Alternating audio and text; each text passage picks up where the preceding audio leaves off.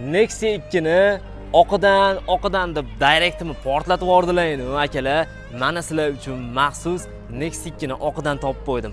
Narxi ham вообще arzon bo'ldi. Shuncha mehnatga bitta podpiska bilan qo'llab yuboring endi aka. Tamam her şeyimi şimdi koy bir kenara. Ve nasıl unutup onu aldın yanına. Yakamaz canımı hiçbir şey senin kadar. Bu halim bana senden hatıra.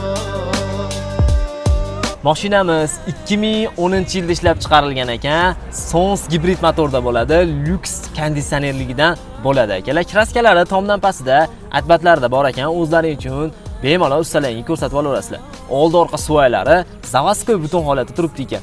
Motor ходовой korobkada umuman ishi yo'q. Sons gibrid motor aytib o'tilgandek, yurish-turishlari вообще shikalat holatda turibdi ekan akalar. Mashinamizga yaxshi magnitofon, yaxshi kolonkalargacha ustanovka qilingan. Chexol polilarigacha taqib qo'yilgan ekan.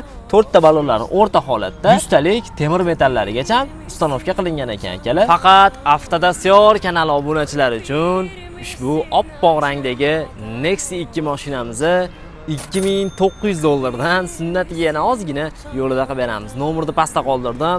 Bemalol aloqaga chiqaverasizlar.